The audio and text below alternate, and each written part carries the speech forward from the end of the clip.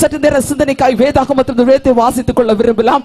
சங்கீதம் 89 அதிகாரம் 48வது வசனத்தை வாசிக்க கேட்கலாம். சங்கீதம் 89 அதோட 48வது வசனத்தை வாசிக்க கேட்கலாம். மரணத்தை காணாமல் உயிரோடு இருப்பவன் யார்? தன் ஆத்துமாவை பாதாள வல்லடிக்கு விலக்கி விடுகிறவன் யார்? ரெண்டு விதமான கேள்விகள் கேட்கப்பட்டிருக்கிறதா.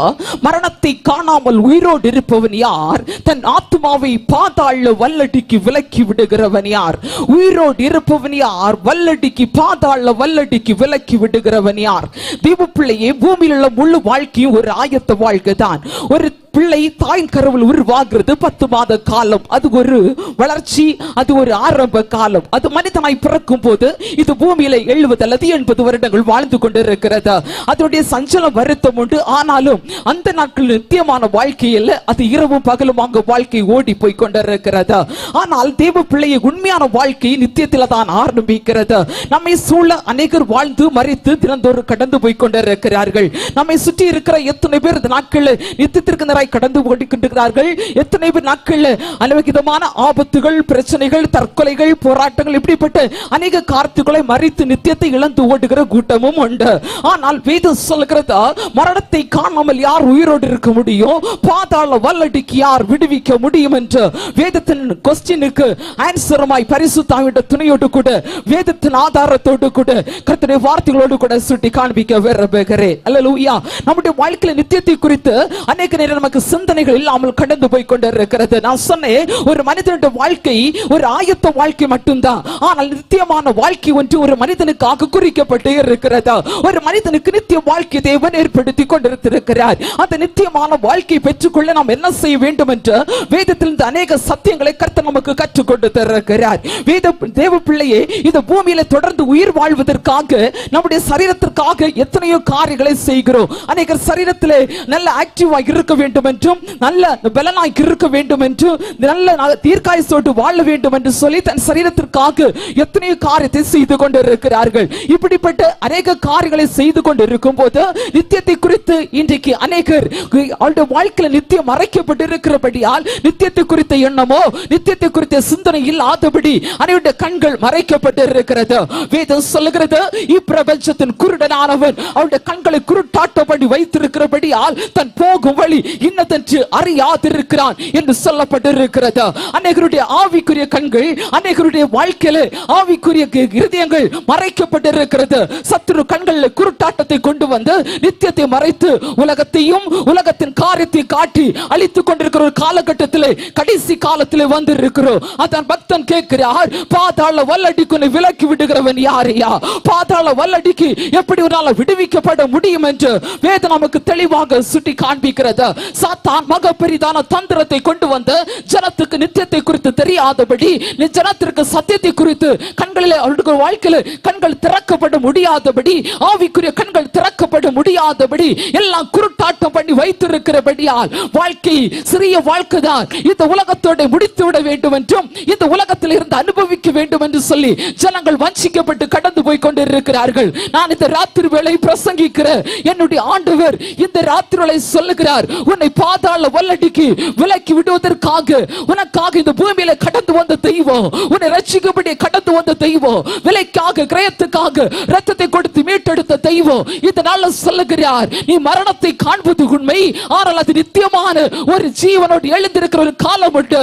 அந்த நித்தியத்திற்கு நேராக நீ ஆயத்தப்படுவதற்கு நீ ஆயத்தமா என்று கூட கொஸ்டினோடு கூட உன்னை பாதாள வல்லடிக்கு யார் விடுவிக்க முடியும்? நான் சொல்லுகிறேன், உன்னோடு கூட இருக்கிற ஒருவர் உன்னை காப்பாற்ற முடியாது. நீ நேசிக்கிற குடும்பம் உன்னை காப்பாற்ற முடியாது. தேவ ஜனமே, இன்றைக்கு அநேகர் பாதாளம் இல்லை என்று, நரகம் இல்லை என்று, பரலோகம் இல்லை என்று பேசுகிற எத்தனை கூட்டத்தை பார்க்கிறேன். நான் சொல்லுகிறேன், நான் சுமக்கிற வேதம் சொல்லுகிறது, பரலோகம் என்று உண்டு, அதே போல நரகம் என்று உண்டு. அல்லேலூயா. ஹல்லேலூயா.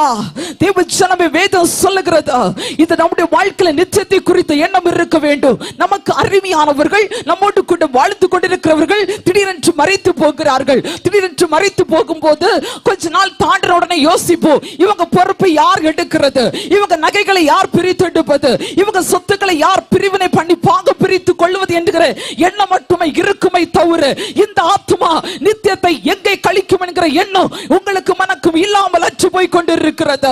பூமியிலே வாழ்வதற்காக, பூமியிலே காரியத்தை நடப்பிப்பதற்காக அநேக காரியத்தை நம்ம எதிர்பார்க்கிறோமே தவிர நித்தியத்தை குறித்த எண்ணங்கள் இல்லாதபடி கடந்து போய் கொண்டிருக்கிறது.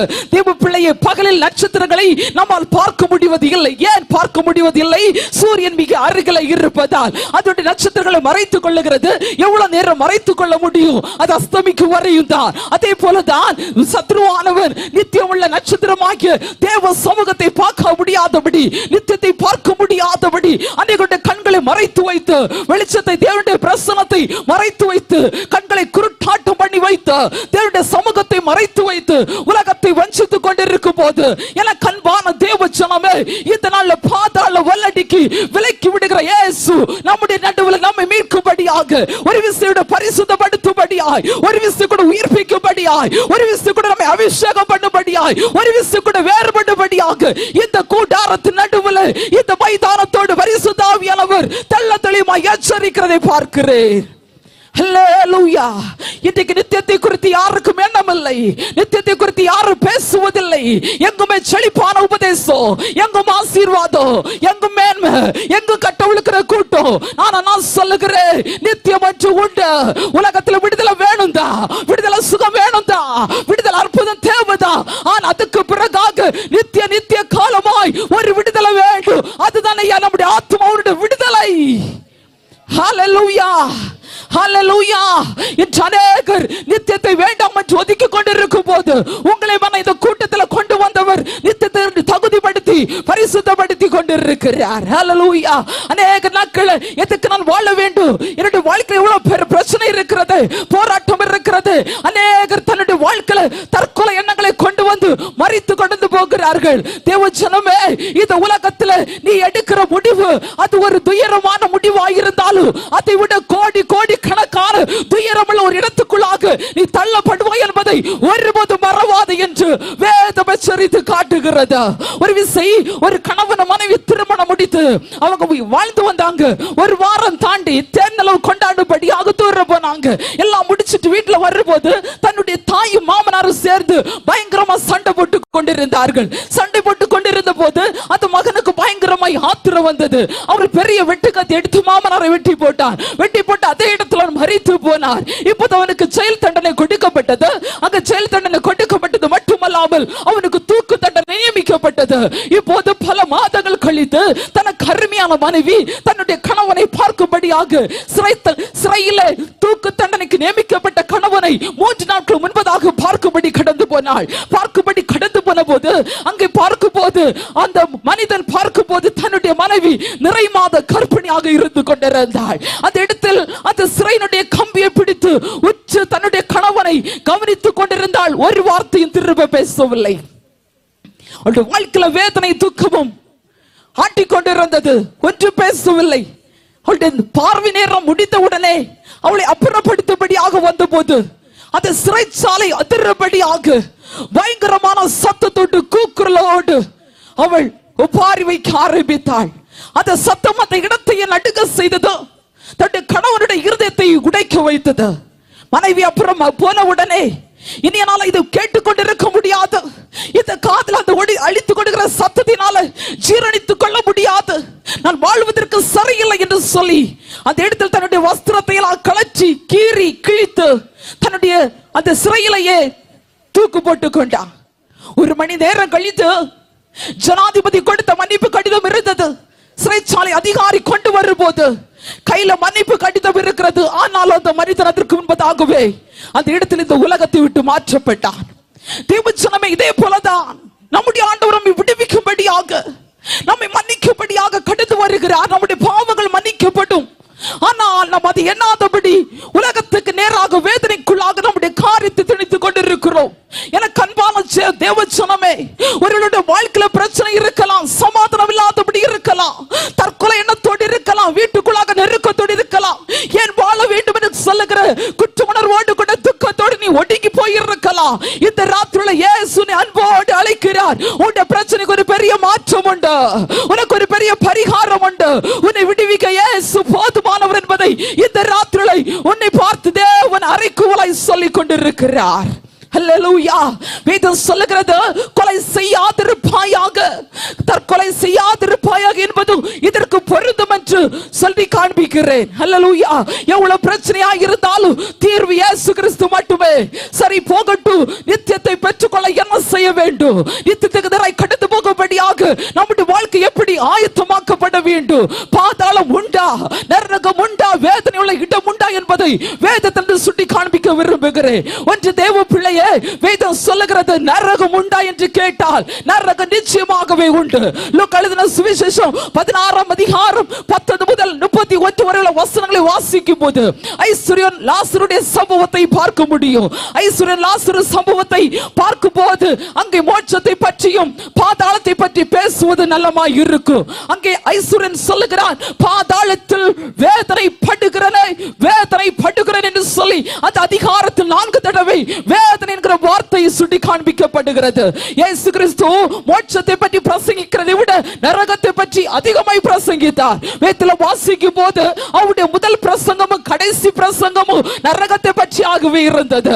வேதத்தில் மோட்சத்தை பற்றி 24 முறையும், பரலோகத்தை பற்றி 56 முறையும், நரகத்தை பற்றி 56 முறையும், பரலோகத்தை பற்றி 24 முறையும் ஆண்டவராகிய இயேசு அந்த இடத்துல பிரசங்கம் பண்ணி இருக்கிறார். அல்லேலூயா.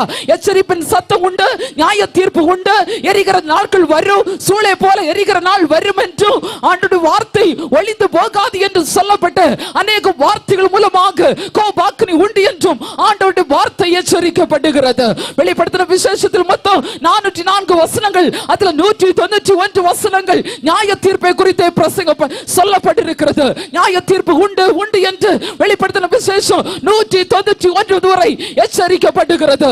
இப்படி சொல்ல போனா வேதத்தினுடைய முழு ஆதாரங்களும் நரகத்தை குறித்து அதிகமாய் சொல்லப்பட்டிருக்கிறது. வேதத்தில் 1/3 பகுதி பாவத்தை குறித்து சுட்டி காண்பித்துக் கொண்டிருக்கிறது. வேதத்தில் 3 பகுதி, வேதத்தில் 1/3 பகுதி பாவத்தினுடைய எல்லா சாராம்சத்தையும் எடுத்து காட்டி விடுதலையாக்கப்பட வேண்டும், இல்லைன்னா கோபாக்கினி வரும் என்று எச்சரிக்கப்படுகிறது. வேதத்தில் அநேக இடங்களில் தேவன் பரலோகத்தை பற்றி பேசுவதை விட நரகத்தை பற்றி எச்சரிப்பின் சத்தத்தை அவர் அதிகமாக தொனிக்க பண்ணினார் என்று வேதம் சொல்லுகிறது. ஏன் நரகம் உண்டு? நரகம் யாருக்காக உண்டாக்கப்பட்டது? வேதத்துல வாசிக்கும் போது உங்களுக்காக எனக்காக நரகம் உண்டாக்கப்பட்டது அல்ல. பாவம் செய்யும் போதுதான் நரக ஆக்கினிக்காக நித்தியத்தை நாம இழந்து விடுகிறோம். ஏன் நான் பாவம் செய்யக்கூடாது? அநேகர் பாவம் செய்து பாவத்தை நியாயப்படுத்தி பேசுகிற கூட்டத்தை நான் பார்க்கிறேன். உலகத்தில் வாழும் போது ஏன் சந்தோஷமாய் வாழக்கூடாது என்கிற காரியத்தை கேட்கிறதை பார்க்கிறேன். அப்படி நீ சந்தோஷமாய் வாழ வேண்டுமானால், இந்த பூமியில சந்தோஷமாய் இருக்க வேண்டுமானால், உனக்கு முன்பாக வைக்கப்பட்ட நித்தியத்தை நீ ஒருபோது அனுபவிக்க முடியாது என்பதை எச்சரித்துக் கொண்டிருக்கிறார் ஆவியானவர். அல்லேலூயா. அல்லேலூயா. பாவம் எது? பாவம் வேதம் சொல்லுகிறது பாவத்தின் சம்பளம் மரணம் என்று சொல்லப்பட்டிருக்கிறது. வேதத்தில் வாசிக்கும் போது 3ஆம் அதிகாரம் 8வது வசனம், பாவம் செய்கிறவன் பிசாசினால் உண்டாயிருக்கிறான், ஏனெனில் பிசாசானவன் ஆதி முதலை பாவம் செய்கிறான் என்று சொல்லப்பட்டிருக்கிறது. பிசாசுக்கு துணையாக ஆயிரக்கணக்கான கோடி பிசாசுகள் இருக்கின்றன. அதனுடைய கிரியைகள் என்ன என்று கலாத்தியர்ல கடந்து போகும் போது மாம்சத்தின் கிரியைகள் வெளியரங்கமாய் இருக்கின்றன. அவை யாவன? விபச்சாரோ, வேசித்தனோ, அசுத்தோ, காம விகாரோ, விக்கிராராதனை, பில்லி சூனியங்கள், பகைகள், விரோதங்கள், சண்டைகள், பொறாமைகள், கொலைகள், வெறிகள், களியாட்டுகள் என்று சொல்லி வேதத்தில் பாவம் சுட்டி காண்பிக்கப்படுகிறது. இந்த மாம்சத்தின் கிரியைகள் பாவம் இருக்குமானால் என்ன நடக்கும்? ஒன்று சொல்லுகிறேன், பாவம் ஒரு மனிதனை அடிமைப்படுத்தும். பாவம் அடிமைப்படுத்தும் போது பாவம் சுட்டி காண்பித்தாலும் பாவம் என்று உணர்வு வராது. உணர்வு வராது இருக்கும் போது புரிந்து கொண்டுகோ, தேவ ஜனமே, உன்னை சத்துரு அடிமைப்படுத்தி விட்டா உனக்கு நேராக பாவம் தீவிரித்து வந்து கொண்டிருக்கிறது. பாவம் செய்கிறதுனால் உன் குடும்பம் சுக்குநூறாக உடைக்கப்படுகிறதா? ஹல்லேலூயா. ஹல்லேலூயா. பாவம் ஒன்று ஒரு மனிதனை அடிமைப்படுத்தும், ரெண்டு பாவம் தேவனை விட்டு பிரித்து கொண்டே இருக்கும். நீ ஒருவேளை அந்நிய பாஷை பேசலாம், பிரசங்கம் பண்ணலாம், ஆராதிக்கலாம், சொல்லுகிறது தேவ ஜனமே உனக்குள்ளாக ஆவியானவர் விலகி போவார் என்று. ஹல்லேலூயா. ஆவியானவர் உன்னை விட்டு தூரமாய் போவார் என்று, அசுத்த ஆவிகள் பாவம் செய்யும் போது சரீரத்தில் குடிகொள்ளும் என்று சொல்லப்பட்டிருக்கிறது. ஒருவேளை தேவ பிள்ளையே, தேவனுக்கு பிரியமில்லாத எண்ணங்கள், தேவனுக்கு பிரியமில்லாத பேச்சுக்கள், தேவனுக்கு பிரியமில்லாத நடத்தைகள், தேவனுக்கு பிரியமில்லாத காரியத்தில் ஒரு தேவ பிள்ளை அடிமைப்பட்டிருந்தால் இன்றைக்கு சொல்லுங்க, எனக்கு இயேசு போதும். ஹல்லேலூயா, ஹல்லேலூயா. பாவம் ஒரு மனிதனை தேவனை விட்டு பிரிக்கிறதா, பாவம் அடிமைப்படுத்துகிறதா, பாவம் அசுத்த ஆவிகளை குடியேறுகிறதா, நான்காவதாக பாவம் கண்களை குருடாக்குறதா. ஹல்லேலூயா. எத்தனை பேருக்கு பாவம் பாவம்னு சொன்னாலும் கண்கள் திறக்கப்படுவது இல்லை, வெளியே வர முடிவது இல்லை. ஏன்? அந்நிய நுகத்துக்குள்ளாக இணைக்கப்பட்டபடியால் சத்ருவனை கட்டி கொண்டிருக்கிறான். கண்கள் குருட்டாட்டம் பண்ணப்படுகிறது. நித்தியத்தை குறித்த எண்ணங்கள் இல்லாதபடி, ஆண்டவரை குறித்த எண்ணங்கள் இல்லாதபடி, பரிசுத்தத்தை குறித்த எண்ணங்கள் இல்லாதபடி கண்கள் குருட்டாட்டமாக்கப்படுகிறதா. பாவம் வேதம் சொல்லுகிறது, பாவத்து நிமித்தமாய் ஒரு தேவ பிள்ளை பாவத்து நிமித்தமாய் சமாதானம் எடுக்கப்பட்டு போகிறது. என்னுடைய வியாதினாலே, பாவத்தினாலே, என்னுடைய கிரியையினாலே சமாதானம் இல்லை என்று சொல்லுகிற எத்தனை கூட்டத்தை, எத்தனை குடும்பங்கள் சின்னபின்னமாக உடைக்கப்படுகிறது என்னுடைய கண்கள் இன்றைக்கு கண்டு கொண்டிருக்கிறதா. தேவ ஜனமே, பாவம் ஒரு மனிதனை அடிமைப்படுத்தும், பாவம் ஒரு மனிதனுடைய வாழ்க்கையில தேவனை விட்டு பிரிக்கும், அசுத்த ஆவி குடியேறும். பாவம் ஒரு மனிதனுக்குள்ளாய் வரும்போது சமாதானம் எடுக்கப்பட்டு போகும். நல்லா இருந்துச்சு குடும்பம், நல்லா இருந்துச்சு வாழ்க்கை, என் பிள்ளை நல்லா இருந்துச்சு. வேதம் சொல்லுகிறது, ஆண்டவர் உன்னை விட்டு விலகும் போது சத்ரு உன் வீட்டுக்குள்ளாக குடி வந்திருக்கிறார். ஒருவேளை வீட்டுக்குள்ளாக சமாதானத்தை இழந்து போய் நின்று கொண்டிருக்கிறாயா என்று கேளு. அருமையான தாவீது உன்னமாய் சொன்னார், தேவரீர் என் பாவத்தின் தோஷத்தை மன்னித்தீர் என்று.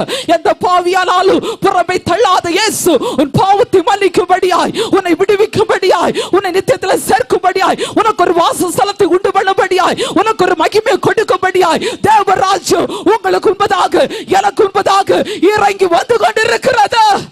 Right now. Hallelujah. ஹல்லேலூயா. வேதம் சொல்லுகிறது, பாவத்து நிமித்தமாய் சமாதானம் இல்லை. வேதம் சொல்லுகிறது, பாவத்து நிமித்தமாய் நோய்கள் வருகிறது. என்னுடைய பாவத்தினாலே என் எலும்புகளில் ஆரோக்கியம் இல்லை, எனக்கு சௌக்கியம் இல்லை என்று சொல்லப்பட்டிருக்கிறது. அப்படியானால் பாவத்தின் விளைவாக அந்த இடத்துல நம்ம வியாதிகள் வருகிறது. கடைசியாக சொல்லப்படுகிறது, பாவத்தின் விளைவாக தேவ கோபாக்கினி பற்றி எறிகிறது. தேவ ஜனமே, தயவு செய்து சொல்லுகிறேன், தேவ கோபாக்கினிக்கு ஆளாக்கப்பட்டால் உன்னை காப்பாற்ற ஒருவரால் வர முடியாது. உலக சந்தோஷத்தை கொடுக்கிறது போல இருக்கும், உலக இன்பத்தை கொடுக்கிறது போல இருக்கும். ஆனா இது எல்லாமே மாய வலை என்பதை ஒருபோதும் மறவாது. ஒரு சிலந்தி ஒரு பூச்சியை பிடிக்கும்படியாக எவ்வளவு தூரம் கூட்டை கட்டி இழுத்து எடுக்கும் போது அது அசைகிறது நல்லாதான் இருக்கும். ஆனா உள்ள விழும் போது தெரியும் விழுந்தது மாய வலை என்று. ஹல்லேலூயா.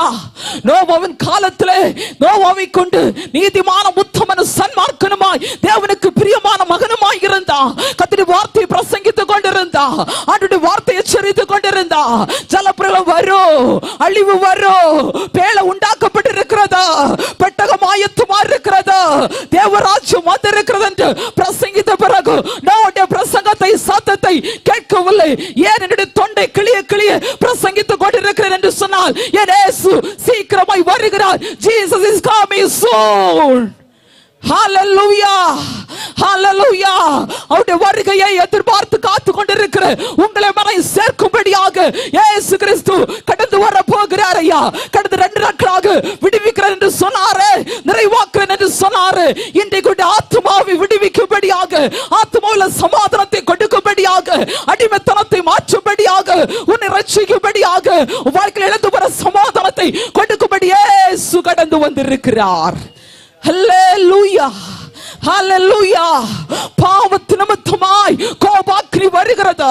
நோவா பிரசங்கிய பிறகு ஒருத்தர் ஏற்றுக்கொள்ளவில்லை. ஒரு பைத்தியக்காரன் இப்படிதான் புலம்புவான். இன்னும் அநேக சொல்லுவாங்க பெந்திகாஸ்துக்காரல இப்படிதான். ஐயா நீ எப்படி சொன்னாலும் சரி, நான் ஆராதிக்கிற தேவன், நான் கற்றுக்கொண்ட மகிமை வேத சத்தியம் ஒருபோது இது பொய் சொல்லவில்லை. இது நிச்சயமே.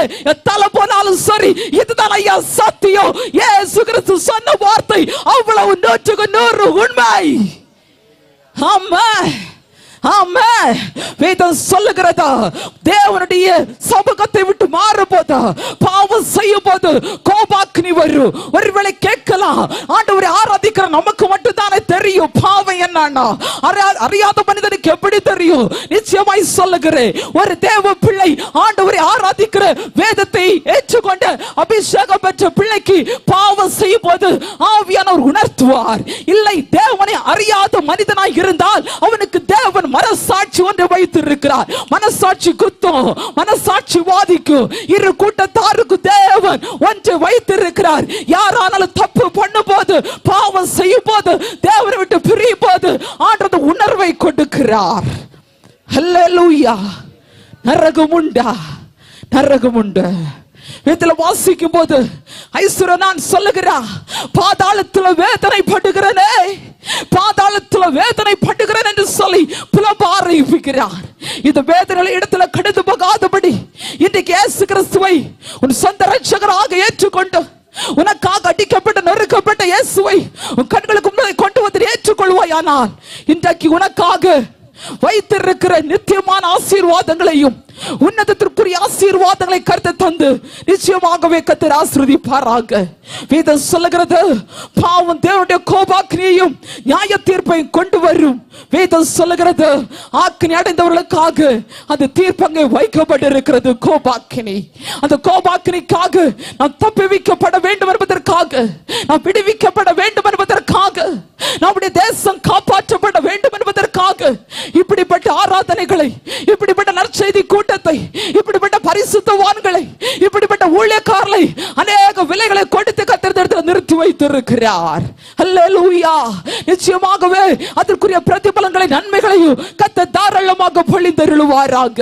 தேவ பிள்ளையே, அருகில் இருக்கிற குழியை பற்றி பேசாம தூரம் இருக்கிற கோபுரத்தை பற்றி பேசுவதால பலன் இல்லை. முதலாவது குழியிலிருந்து நீ தப்புவிக்கப்பட்டாதான் கோபுரத்தில் போய் உட்கார முடியும் என்பதை வேதத்தின் ஆதாரத்தோடு சரித்துக் கொண்டிருக்கிறேன். நரகம் உண்டா?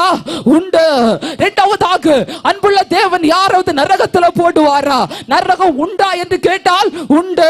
எதற்காக? பாவம் செய்யறவர்களுக்கு. பாவம் செஞ்சா என்ன நடக்கும்? சரியாக வேதத்திலிருந்து சுட்டி காண்பித்து. இரண்டாவதாக, அன்புள்ள தேவன் யாராவது நரகத்தில் போடுவாரா? அன்பு, இரக்கம், காருண்யம் நிறைந்த தேவன் ஒருவரை நரகத்தில் போட விரும்புவது இல்லை.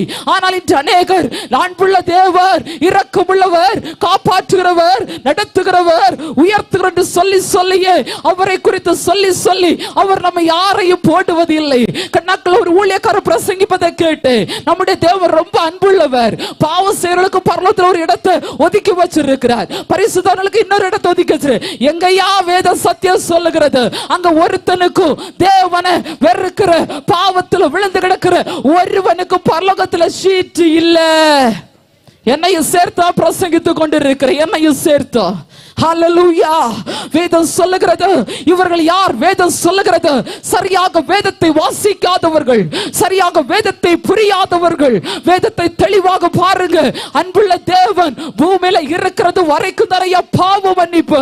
உன்னுடைய மூச்சு பிடிக்கப்படும் போது, உன்னுடைய மூச்சு அடைக்கப்படும் போது, அதுக்கு பிறகாக பாவ மன்னிப்பு இல்லை. அதுக்கு பிறகு உனக்கு நித்தியம் உண்டு என்று சொன்னால், நீ பரிசுத்தமாய் இருந்தால் பரலோகமும், உன்னுடைய வாழ்க்கை வேதனையாக இருந்தால், பாவத்துக்குள்ள இருந்தால் நித்திய ஆக்கினிக்கு நேராக தள்ளப்படுவா என்பது ஒருபோதும் மறவாதே. வேதம் சொல்லுகிறது, சோதா குமாரா பட்டணம் பாவத்துக்குள்ளாக இருந்தது.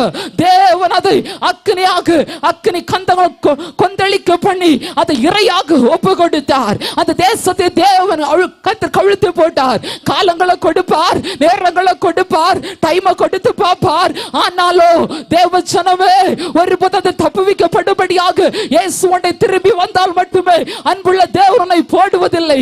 என்னுடைய தேவன் அன்புள்ள தேவன் தான். ஆனாலும் பூமியில வாழ்கிறது போது மட்டும்தான் உனக்கு அன்புள்ளவராய் இருப்பாரையா.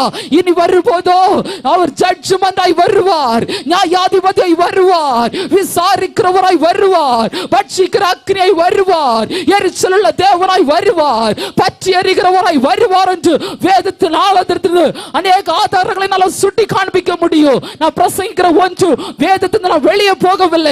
எல்லாத்துக்கும் எவிடன்ஸோட வேத வசனத்தை பிரசங்கித்துக் கொண்டிருக்கிறேன். தேவ ஜனமே, அவர் வரும்போது இனி பூலோகத்தை நீதியோடு நியாயத்தோடு தீர்க்க வருவார் என்று வேதம் தெளிவாக சுட்டி காண்பிக்கப்படுகிறது. அன்புள்ள தேவன் நம்மை தேடி வந்து வாய்ப்பை கொடுக்கிறார். அன்புள்ள தேவன் வாய்ப்பை கொடுத்து நல்ல நற்செய்தி கூட்டத்தை கொடுக்கிறார். அநேகரை கொண்டு வந்து சத்தியத்தை கொடுக்கிறார். அன்புள்ள தேவன் நம்மை கைவிட விரும்புவதில்லை. நமக்கு ஒரு வியாதி வரும்போது டாக்டரை கன்சல்ட் பண்ணுகிறோம். நல்ல ட்ரீட்மெண்ட் கொடுக்கிறாங்க, நல்ல டேப்லெட் கொடுக்கிறாங்க, நல்ல இன்ஜெக்ஷன் போட வராங்க. ஆனா இது எனக்கெல்லாம் வேண்டாம் என்று தூக்கி எறிவதனால உனக்கு பிரயோஜனம் இல்லை. தேவச்சனம் அதே போலதான். அன்புள்ள தேவன் தேடி வந்து எங்கேயோ இருந்த கர்த்தருடைய சத்தத்தை உன்னோடு கூட நீ திரும்பி வா என்று உனக்கு ஒரு வாய்ப்பு உண்டு என்று ஆண்டவர் பேசிக் கொண்டிருக்கிறார். அன்புள்ள தேவன் அன்புள்ள பிள்ளை போடுவதில்லை. நீ ஆண்டவரை விட்டு போகும்போதுதான் அதற்காக உண்டாக்கப்பட்ட இடத்திற்காக தள்ளப்படுகிறாய் என்பதை ஒருபோதும் மறவாதே. நரகம் உண்டா? உண்டு. அன்புள்ள தேவன் யாராவது நரகத்துல போடுவாரா? ஆண்டவரை விட்டு பின்வாங்குற எல்லாரும் நரகத்திலே தள்ளப்படுவார்கள். வேதம் சொல்லுகிறது, தேவனை மறக்கிற எல்லா ஜாதியாரும் நரகத்திலே பினிஷ் பண்ணுங்க, தள்ளப்படுவார்கள். அல்லேலூயா. தேவனை மறக்கிற எல்லாரும், தேவனை விட்டு போகிற அத்தனை பேரும் தேவனுடைய ராஜ்யத்துல கடந்து கொள்ள வர முடியாது என்று வேதம் சுட்டி காண்பிக்கிறது. நரகம் ஏன்? அல்லேலூயா. இதுவரைக்கும் சொன்ன பாவத்தினால தான் நமக்கு நரகம் உண்டாக்கப்பட்டிருக்கிறது, வேதனை உண்டாக்கப்பட்டிருக்கிறது. நரகம் உண்டா? உண்டு. தேவன் விடுவாரா? விடுவார். ஆனால் நரகம் ஏன் என்று ஒருவேளை கேட்கலாம். அல்லேலூயா. நரகம் மனிதனுக்காக உண்டாக்கப்பட்டதல்ல, அது பிசாசுக்காகவும் பிசாசுடைய தூதர்களுக்காகவும் உண்டாக்கப்பட்டது. அல்லேலூயா. இது சொல்லுகிறது, ஒரு மனிதன் ஆண்டவரை விட்டு மத்திய 25 அதிகாரம் 41 வசனம், ஒரு நாள் கர்த்தர் அவளை பார்த்து, சபிக்கப்பட்டவர்களே, என்னை விட்டு பிசாசுக்காகவும் அவன் தூதர்களுக்காகவும் ஆயத்த பண்ணப்பட்டிருக்கிற நித்திய ஆக்கினிலே போங்கள் என்பார் என்று சொல்லப்பட்டிருக்கிறது. ஒரு மனிதன் கர்த்தரை புறக்கணித்து மனுஷனுடைய வழிகளையும் சாத்தானுடைய வழிகளையும் தெரிந்தெடுப்பான் என்று சொன்னால் அவனுடைய வாழ்க்கை அவனுக்கு தான் நரகம் உண்டாக்கப்பட்டிருக்கிறது. நரகம் நமக்காக உண்டாக்கப்பட்டதல்ல, பாதாளத்தினுடைய வேதனை நமக்காக உண்டாக்கப்பட்டதல்ல, அது பிசாசுக்காகவும் அவனுடைய சேனைக்காக உண்டாக்கப்பட்டது. அப்போது ஏன் நரகம் நமக்காக என்று சொல்ல எண்ணுகிறோம் என்று சொன்னால், எப்போது தேவனுடைய வழியை விட்டு பின்வாங்கி போகிறோமோ, எப்போது ஆண்டவரை புறக்கணிக்கிறோமோ, எப்போது ஆண்டவரை மறுதலிக்கிறோமோ, எத்தனை வருஷம் பெயர் பெற்ற விசுவாசத்தில் இருக்கிறவர்கள் ஆண்டவரை மறுதலித்து போகிற எத்தனை பேரை பார்க்கிறோம், எத்தனை பேர் முறுமுறுத்து போகிறதை பார்க்கிறோம், எத்தனை தேவ பிள்ளைகள் சத்தியத்தை ஏற்றுக்கொண்டவர்கள் விக்கிரக ஆராதனைக்கு அடிமைப்பட்டு போகிறதை பார்க்கிறோம், குறி சொல்லுகிற ஆவிகளுக்கு ஏவல் வல்லமைகளுக்கு கட்டுப்படுகிறதை பார்க்கிறோம். இது எல்லாம் வேதனைகளுக்கு ஆரம்பம். நிச்சயமாகவே ஆண்டவரை விட்டு போகிற அத்தனை பேருக்கு, வழி விலகிற அத்தனை பேருக்கு வேதனை உண்டு. அல்லேலூயா. அல்லேலூயா. உலகத்தில் தவறு செய்கிறவர்களுக்காக ஆண்டவர் நீதிமன்றங்களை ஏற்படுத்தி இருக்கிறார். தவறு செய்கிறவர்களை தண்டிக்கும்படியாக அங்கே ஆண்டவர் நியாய தீர்ப்பு செய்யும்படியாக அநேக காரியங்களை உருவாக்கி வைத்திருக்கிறார். வேதம் சொல்லுகிறது, பரலோக அரசாங்கத்திற்கு சட்டத்திட்டம் உண்டு, பரலோக அரசாங்கத்திற்கு ஒரு சட்டத்திட்ட நியாயம் உண்டு, தவறு செய்கிறவர்களுக்கு தண்டனை உண்டு என்று பரலோக அரசாங்கம் இவனமாய் சட்டத்திட்டத்தை வைத்திருக்கிறது. தேவ பிள்ளையே, ஆண்டவரை அறியாத மக்களுக்கு இந்த சட்டத்திட்டம் உண்டு. ஏன்னா இருதயத்தில் கர்த்தர் கொடுத்திருக்கிற மனசாட்சியை அது குற்றி வாதிக்க ஆரம்பிக்கும். அந்த மனசாட்சி வாதிக்கும். அதுதான் கர்த்தர்களுக்கு கொடுத்த அந்த வாய்ப்பு ஆகும். ஒவ்வொரு பிள்ளைகளும் இந்த நாட்களும் உணர்ந்து கொள்ள வேண்டும். தேவன் நமக்காக பரலோகத்தில் கடந்து போகும்படியாக நல்ல ஒரு சட்டத்திட்டத்தை உருவாக்கி வைத்திருக்கிறார். நித்தியத்தை பெற்றுக்கொள்ள வேண்டும். இன்னைக்கு அநேகர் நித்தியமில்லாத பிரசங்கத்தை கூறுகிறார்கள், பாடுகளில் இல்லாத பரலோக ராஜ்யம், சிலுவை இல்லாத சிங்காசனம், வெளிச்சம் இல்லாத அநேக காரியங்களை சொல்லி அனைவருடைய கண்களை குருட்டாட்டு பண்ணி வைத்து மறைக்கிற ஒரு காலகட்டத்தில், வஞ்சிக்கிற காலகட்டத்தில் வந்து இருக்கிறோம். தயவு செய்து வேதத்தை வாசிங்க. வேதம் உன்னை சத்திய வழிகளை சத்திய பாதையில நடத்தும் என்பதை ஒருபோது மறந்து விடாதீர்கள். வேதத்தில் ஆண்டவர் இஸ்ரவேலுக்கு 10 கட்டளை கொடுத்தார். 10 கட்டளை மீறினா பாவம் என்று கட்டளையிட்டார். அதே போல தான் உங்களுக்கு கையில வேத பிரமாணம் என்கிற நியாய பிரமாண புஸ்தகத்தை ஆண்டவர் கொடுத்திருக்கிறார். வேதம் சொல்லுகிறது, இந்த நியாய பிரமாண புஸ்தகம் உன் வாயை விட்டு பிரியாதிருப்பதாக. இந்த நியாய பிரமாண புஸ்தகத்தை நீ வாசிக்க வாசிக்க அது உன்னை கிறிஸ்துவுக்குள்ளாக திடப்படுத்த ஆரம்பிக்கும், கிறிஸ்துவுக்குள்ளாக நடத்தும், உன்னை பரிசுத்தப்படுத்தும், உன்னை வேறுபடுத்தும். மத்தேயு 24:35 சொல்லுகிறது, வானமும் பூமி ஒழிந்து போனாலும் கர்த்தருடைய வார்த்தைகள் ஒருபோது ஒழிந்து போவது இல்லை. ஒரு மனிதன் பாவம் செய்யும் போது அவனுடைய வார்த்தைகளை அவமதிக்கிறான். ஒருபோது பழ வியாபாரி நல்ல பழத்தோடு அழுகின பழத்தை வைப்பது இல்லை. ஒரு வீட்டுக்குள்ளாக சத்த பிரேதத்தை பல மணிக்கூர் பல நாட்கள் உயிரோடு இருக்கிற உள்ளத்துல இடத்திலே வீட்டுக்குள்ளாக வைப்பது இல்லை. அதே போலதான் துன்மார்க்கனுக்கும் தேவனுடைய பிள்ளைகளுக்கும் ஆண்டவர் வித்தியாசத்தை ஏற்படுத்தி இருக்கிறார். துன்மார்க்கனோடு தேவ பிள்ளைகளை தேவன் வைப்பது இல்லை. அவங்க தேவன் அவர்களை வேறு விரிக்கிறார் என்று வேதம் சொல்லுகிறது. மனம் திரும்புதல் பாவம் இல்லாத பாவ ரட்சிப்பை குறித்து இன்னைக்கு பிரசங்கித்துக் கொண்டிருக்கிற கூட்டம் இருந்து கொண்டிருக்கிறது. மனம் திரும்பலன்னா பரலோக ராஜ்யம் போக முடியாது. பாவம் மன்னிப்பு இல்லைன்னா நித்தியத்தை பெற்றுக்கொள்ள முடியாது. ரட்சிக்கப்படலைன்னா நித்திய ராஜ்யத்தில் பெற்றுக்கொள்ள முடியாது. ஐயா, நான் ரட்சிக்கப்பட்ட என்ன செய்யணும்? வேதம் சொல்லுகிறது, உன் தேவனாகிய கர்த்தரை இயேசு கிறிஸ்து என்று விசுவாசித்து வாயினாலே அறிக்கைப்பட்டு மரித்தோர்ந்து உயிர் தெழுந்த தேவன் என்று சொன்னால் ரட்சிக்கப்படுவாய். நீ ஒன்னும் செய்ய வேண்டிய அவசியம் இல்லை. இயேசு மரித்து உயிர் தெழுந்த தெய்வம் என்று எப்போது உள்ளுக்குள்ளாக ஆணித்தரமாய் விசுவாசிக்கிறியோ அப்போது ரட்சிக்கப்பட்ட ரட்சிப்பு பெற்ற பிறகு அடுத்த இதுதான் ஐயா வேதம் சொல்லுகிறது, ஞானஸ்நானம். ஒரு மனிதன் ஆவினாலும் ஜலத்தினாலும் பிறவாவிட்டால் தேவ ராஜ்யத்தில் பிரவேசிப்பது இல்லை. மூழ்கி ஞானஸ்நானம் எடுக்க வேண்டும். ஒரு பிள்ளை ஞானஸ்நானம் எடுக்கப்படும் போதுதான் பரலோக ராஜ்யத்தில் பெயர் பொறிக்கப்படுகிறது. இங்க எழுதுற பெயர் எல்லாம், இங்க எழுதுற ரெக்கார்ட் எல்லாம் அழிஞ்சு போகும். பரலோகத்திலே பெண்களினால பொருட்களினால பொறிக்கப்பட்ட அந்த பெயர்கள் ஒருபோது அழிந்து மாய்ந்து போவது இல்லை. ஒரு பெயர் ஜீவ புஸ்தகத்தில் எழுதப்பட்டபடியாக மனம் திரும்புதலும் ரட்சிப்பு வாழ்க்கையில கடந்து வர வேண்டும் என்பதை கர்த்தர் எதிர்பார்க்கிறார். ஒரு ரட்சிப்பின் அனுபவம் கடந்து வர வேண்டும். மூழ்கி ஞானஸ்நானம் எடுத்தால் மட்டுமே எங்கேயா மூழ்கி ஞானஸ்நானம் இருக்கு என்று வாதிடுகிற எத்தனையோ கள்ள கூட்டத்தை பார்க்கிறேன். வேதம் தெளிவாக சொல்லுகிறது, அவர் ஜலத்திலிருந்து கரை ஏறின உடனே ஆண்டவராகிய இயேசு கிறிஸ்து முன் மாதிரியாக ஜலத்துக்குள்ளாய் இறங்கி ஏறினார் என்று வேதம் தெளிவாக சொல்லுகிறது. அதற்குள்ள ஜலத்திலிருந்து ஏறி வரும்போதுதான் பரிசுத்த ஆவியானவர் புறாவை போல இறங்கி வந்தார் என்று வானம் திறக்கப்பட்டது என்று வேதம் ஆணித்தரமாய் சுட்டி காண்பிக்கிறது. வேதத்தில் வாசிக்கும் போது ஆங்கில வேதகம் பேப்டிசம் என்று சொல்லுகிறது. அது சொல்லுகிறது விளக்கு சப்மர்ஜிபிள் தி வாட்டர், தண்ணீரை முழுவதுமாய் பரப்பி விட்டு இறங்க வேண்டும் என்று சொல்லப்பட்டிருக்கிறது. இன்னொரு ரோமன் கேத்தலிக் பைபிள் வாசித்தீங்கன்னா ஞானஸ்நானம் என்றால் அங்கே தெளிவாக அந்த வேதாகமம் சொல்லுகிறது மூழ்குதல் என்று. ஹல்லேலூயா, ஹல்லேலூயா. இவனமாய் எல்லா வேத ஆதாரங்களும் சத்தியங்களும் சொல்லிக் கொண்டிருக்கும் போது வேத பிரமாணத்தை ஏற்றுக்கொண்டு நீ அதை செய்யும் போது உனக்காக தேவராஜ்யம் ஆயத்தமாக்கப்பட்டிருக்கிறது. தேவராஜ்யத்தை அவமாக்கினால் ஒரு வேதனை உள்ள இடம் உண்டு என்பதை ஒருபோதும் மறவாத. உன் பெயர் ஜீவ புஸ்தகத்தில் இல்லைன்னா உன்னுடைய கண்ணு மூடப்படும் போது உன்னை வரவேற்க தேவதூதர்களா இல்ல பிசாசின் தூதர்கள் வருகிறார்கள் இப்போ நமக்கு தெரியாது. எப்போ இந்த உலகத்துடைய கண்ணு மூடப்படுமோ, இந்த கண்ணு மூடப்படும் போது தெரியும் நம்ம போகிற இடம் என்ன என்று. அங்கே சத்துரு வாதிட வருவா, இது என்னதுக்குரியதா, இது எனக்குரியது என்று அங்கு வாதிடும்படியாக இந்த இருக்கிற இடத்துல இருக்கிற அத்தனை பிள்ளைகளோ தேவ ஜனமே உன்னை எதிரேற்க தேவ தூதர்கள் வர வேண்டும். அந்த அழகான கூட்டத்திலே அழகான மாளிகையாக அழகான பிள்ளைகளாக சீயோன் கற்களாக நீங்கள் நானும் இருக்க வேண்டும் என்பதை கர்த்தர் விரும்புகிறார். சேர்ந்து பாடுவோமா? அழகா திரளாய் நிற்கும் யார் இவர்கள், திரளாய் நிற்கும் யார் இவர்கள், சேனை தலைவராம் இயேசுவின் போர்த்தளத்தில் அழகாய் நிற்கும் யார் இவர்கள், சேனை தலைவராம் இயேசுவின் போர்த்தளத்தில் அழகாய் நிற்கும் யார் இவர்கள். ஹல்லேலூயா. சேனை தலைவருடைய போர்த்தளத்திலே அழகான கூட்டமாய் அழகான பிள்ளைகளாய் நீங்கள் நானும் இருக்க வேண்டும். இவர்கள் எல்லாரும் யார் என்று அங்கே கேட்கும் போது இவர்கள் எல்லாம் ஆட்டுக்குட்டியோட ரத்தத்தினால வெளுத்து தோய்க்கப்பட்ட என்னுடைய பிள்ளைகள் என்று சொல்லுகிற அந்த சத்தம் நம்முடைய காதில் கேட்க வேண்டும். அந்த கூட்டத்தில் நீ இருக்க வேண்டும்.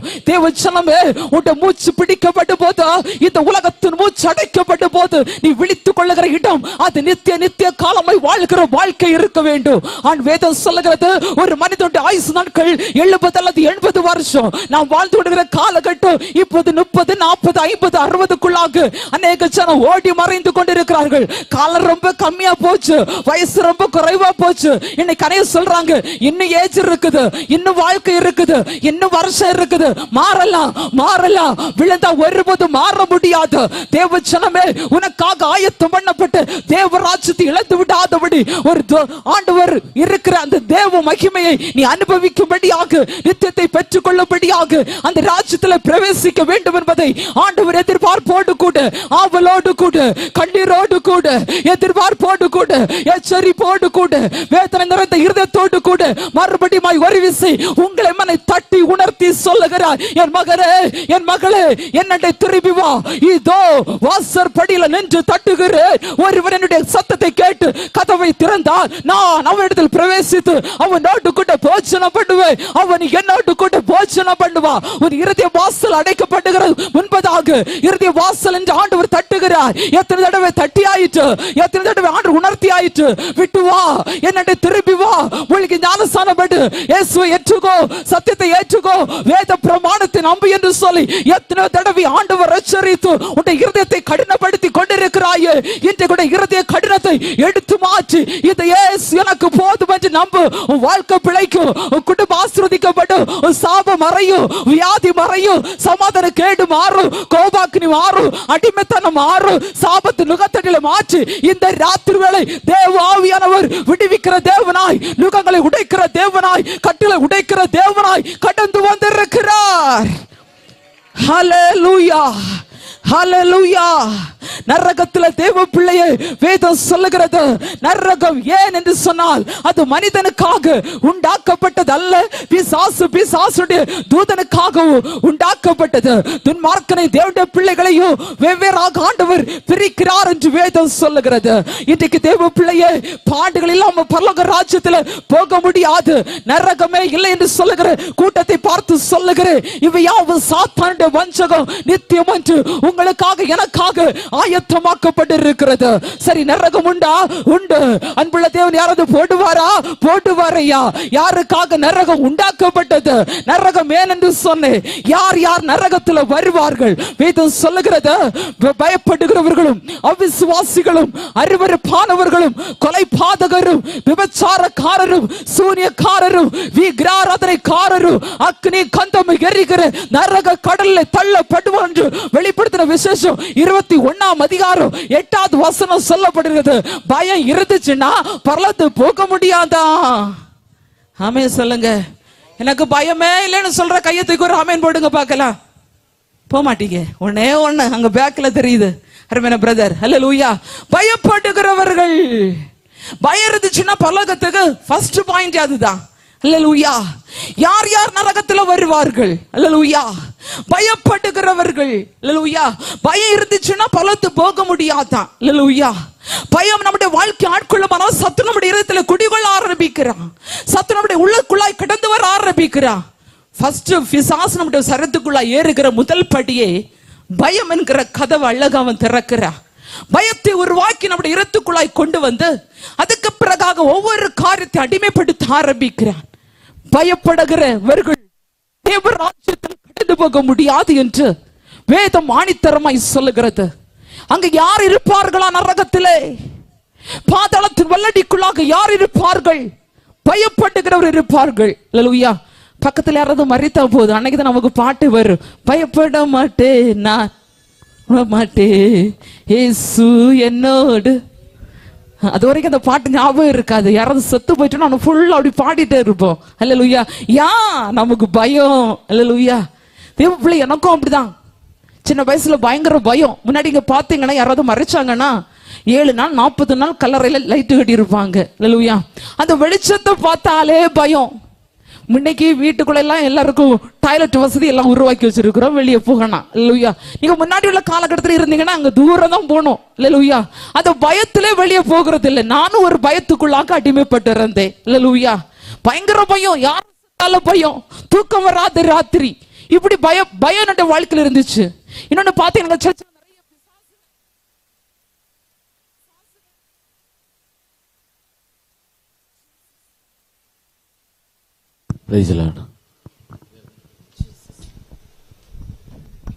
ஹல்லேலூயா. எங்க சர்ச்சில் பிசாசுகளை துரத்தும்படியாக பிசாசுகளால் பாதிக்கப்பட்டவர்களை கொண்டு வந்து போட்டுவாங்க.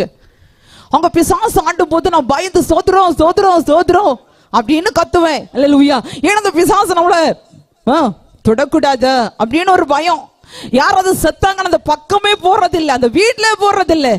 ஆனா இன்னைக்கு ஆண்டவருடைய அபிஷேகத்தின் மகிமையினால நிரப்பின போது பிசாச தனியா துரத்துகிற கிருபை கர்த்தர் கொடுத்தார். அல்லேலூயா. எத்தனையோ மரண வீடுகள்ல போய் குளிப்பாட்டுகிற கிருபை கொடுத்தார். எத்தனையோ அடக்காரத்துல பிரசங்கிக்கிற கிருபை கர்த்தர் கொடுத்தார். அல்லேலூயா.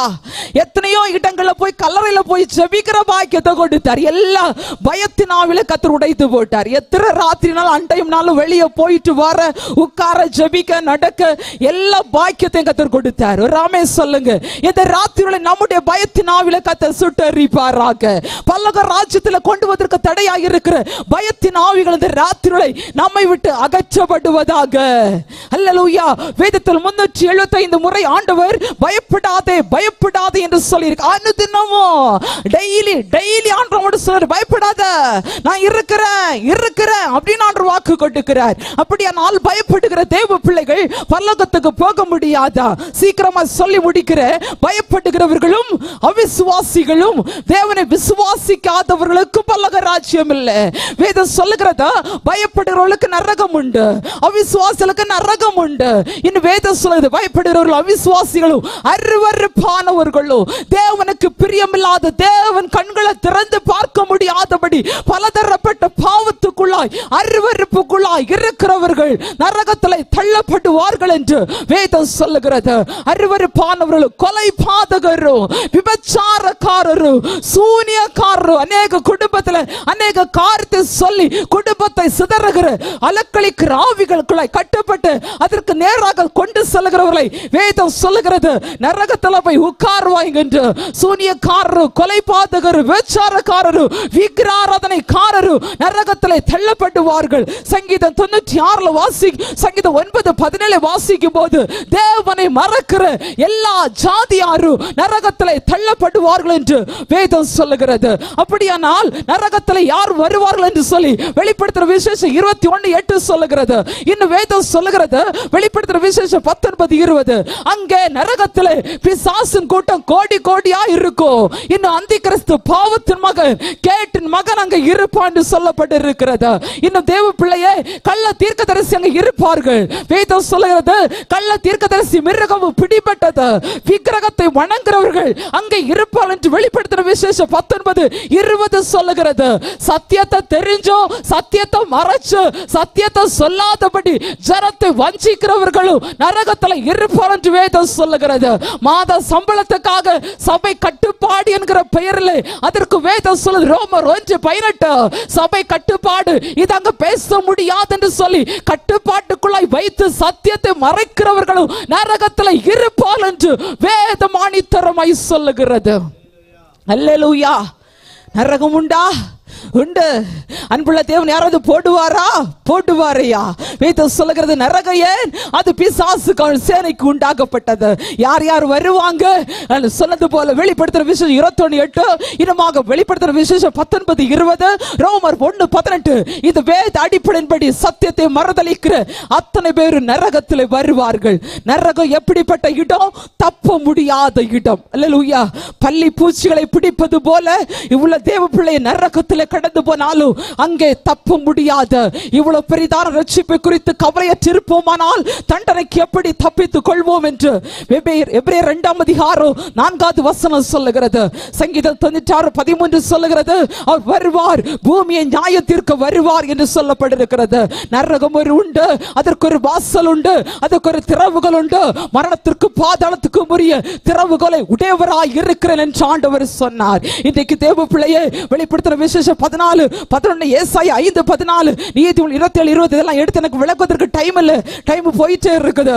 தேவ பிள்ளை இதெல்லாம் வாசிக்கும் போது அங்கே சொல்லப்பட்டு இருக்கிறது, அங்கே புழுக்கள் இருக்கும், அங்கே சர்ப்பம் இருக்கும், அங்கே அக்கினி கந்தகம் கொந்தளிச்சுட்டு இருக்கும், கடல் போல அங்கே கொந்தளிச்சு கந்தங்கள் எரிந்து கொண்டு இருக்கும். அது எத்தனை கோடி பேர் விழுங்கினாலும் நரகம் ஒருபோது திருப்தி அடையாத. இப்ப உலக வாழ்க்கையில திருப்தி இல்லாத இருக்கிறோமே, ஆனால் நரகத்தில் போனா எத்தனை பேர் அந்த பாதாளத்தின் வாய்க்குள்ளாக போட்டாலும் நரக வாசலை போட்டாலும் அது திருப்தி அடையாதா. அது கொந்தளிச்சு எரிந்து கொண்டே இருக்கும். சரி போகட்டும், அக்கினி கத்த எரிகிற இடத்துல போய் தள்ளப்பட்டா பிரச்சனையிலே முடிஞ்சு போச்சுன்னு சொல்லலாம். ஆனா வேதம் சொல்லுகிறது அது நித்திய நித்திய காலமாய் உள்ள வேதனை. அது எப்போது நம்மளை வேதனை படுத்தி கொண்டிருக்கும். ஒரு நிமிஷம் வேதத்துல சொல்லப்பட்டது போல ஐஸ்வரன் கேட்கிறார், ஒரு நாள் லாசருடைய நுனி விரல்னால நாக்குல தொட்டு ஒரு துளி வச்சா போதும் என்று கேட்டா கூட, ஒரு செகண்ட் கூட, ஒரு நிமிஷம் கூட, ஒரு நொடி கூட இளைப்பாற முடியாத இடம் தான் நரகம். அது தப்ப முடியாத இடம். இன்னும் நரகம் கூர்மையான ஞாபகம் உள்ள இடம் என்று லூக்கா எழுதின சுவிசேஷம் 16 வாசிக்கும் போது லாசருடைய சம்பவத்தை பார்க்கிறோம். ஐஸ்வர்யவான் பாதாளத்தில் வேதனைப்படுகிற போது லாசருவையும் ஆபிரகாமையும் சரியாக அடையாளம் கண்டு கொள்ளுகிறார். ஆபிரகாம் வடியில தேய்ச்சப்படுகிறதை கண்டு கொள்ளுகிறார். அப்படியானால் நரகம் வேதனைக்குரிய வலிக்குரிய கந்தகம் எரிகிற இடமாய் இருந்தாலும் அது நல்ல ஞாபகம் உள்ள இடமே, நல்ல எண்ணம் உள்ள இடமே. இன்னைக்கு நம்ம சொல்லுவோம், ஏதாவது ஒரு காரியம் எனக்கு மறந்து போச்சு, எனக்கு தெரியல என்று சொல்லி கைமலத்திடுவோம். அங்க போனா என்னெல்லாம் உண்டோ எல்லாம் நம்முடைய மைண்ட்ல நம்முடைய பிரெயின்ல வரும். அது ஞாபகம் உள்ள இடம். ஹல்லேலூயா, ஹல்லேலூயா. நீதிமொழிகள் 5:14 சொல்லுகிறது, ஐயோ போதகத்தை வெறுத்தனே, அற்பமாய் எண்ணினனே, தேவ சத்தியத்தை விட்டு போனேன் என்று நீ கண்கலங்குகிற துக்கப்படுகிற நாள் வருகிறது. அதற்கு முன்பதாக தேவ பிள்ளையே அந்த இடத்தில் நீ போகாதபடி தேவனுடைய சமூகத்தில் நீ திருந்தி வர வேண்டும் என்பதை ஆண்டவர் எதிர்பார்க்கிறார். அந்த இடத்துல மறக்க முடியாத இடம். இன்னைக்கு ஒரு வலி வந்துச்சுன்னா பெயின் கில்லர் போடலாம். இன்னைக்கு ஒரு காரியம் வந்துச்சுன்னா மறக்குவதற்கு எத்தனையோ காரியத்தை நம்ம பண்ணலாம், எத்தனையோ கவுன்சிலிங் காரியத்தை எடுக்கலாம். அங்க போனா ஒண்ணுமே கிடைப்பது இல்லை. அது தப்ப முடியாத ஒரு இடம். அது உன்னை காப்பாற்ற முடியாத ஒரு இடம், உன்னை விடுவிக்க முடியாத இடம். கொஞ்ச நாள் தானே உட்கார்ந்துட்டு வரலாம்னு நினைச்ச இல்ல, அது நித்திய நித்திய காலமாக ஒரு கடல் அப்படி கொந்தளிக்குமோ அப்படி அக்னி கந்தகமாக கொந்தளித்து எரிந்து கொண்டு இருக்கும் என்று வேதம் சொல்லுகிறது. கடைசியாக 7வது பாயிண்ட் சொல்லுகிறது, நரக நம்பிக்கையற்ற இடம். அவர்கள் என்ன நோக்கி கூப்பிடுவார்கள், நான் அவர்களுக்கு உத்தரவு கொடுக்க மாட்டேன் என்று வேதம் ஆணித்தரமாய் சொல்லுகிறது. நம்பிக்கை இல்ல, கூப்பிட்ட யாரும் வர முடியாது, காப்பாற்ற யாரும் வர முடியாது. இன்று நம்பிக்கை உண்டு, இன்னைக்கு இரக்கம் உண்டு, இன்னைக்கு விடுதலை உண்டு. இன்னைக்கு கூப்பிட்ட தேவன் நமக்கு மறுபடியாக இறங்கி வருவார். நரக நம்பிக்கையற்ற இடம். அப்படியானால் இந்த நரகம் வேண்டாம். பரலோகத்து போவதற்காக முழுகி ஞானஸ்நானம் எடுத்து சத்தியத்தை ஏற்றுக்கொண்டு பாவத்தை விட்டு வெறுத்து தேவ சமூகத்தில் வரும்போது உனக்காக நித்திய ராஜ்யத்தில் பெயர்கள் பொறிக்கப்பட்டு பரலோக வாசலை கர்த்தர் வைத்திருக்கிறார். அது பளிங்கு நதியோரமாய் இருக்கும். அங்கே ஜீவ தண்ணீர் உண்டு, அங்கே மரணம் இல்லை, அங்கே இருள் இல்லை, அங்கே கண்ணீர் இல்லை. ஆட்டுக்குட்டியானவர் வெளிச்சமாய் இருப்பார். அங்கே சாபம் இராது, அங்கே துக்கம் இராது, அங்கே வியாதி இருக்காது, அங்கே நெருக்கம் இருக்காது, அங்கே பிரச்சனை இருக்காது, அங்கே போராட்டம் இருக்காது, அங்கே ஒரு பாடும் இல்லை. மகிமையானவரை மகிமையோடு கூட தரிசிக்கலாம். இன்று தரிசிப்பதற்கு தேவ பிள்ளை நீ நானும் ஆயத்தமா? இந்த உலகத்திலே நம்முடைய மூக்கில பஞ்சு வைக்கும் போது ஒண்ணு அதுக்கு முன்பதாகவே நித்தியத்துக்கு போகிற ஒரு பாக்கியத்தை நீ நானும் பெற்றுக்கொள்ளும்படி இந்த நாளில் கர்த்தர் நம்மோடு கூட எச்சரித்துக் கொண்டிருக்கிறார். ஜோதி தோன்றும் ஒரு தேசம் உண்டு, விசுவாச கண்ணால் காண்கிறோம், நம்பிதா அழைக்கும் பொழுது நாம் அங்கே வாசிக்க செல்லுவோம்.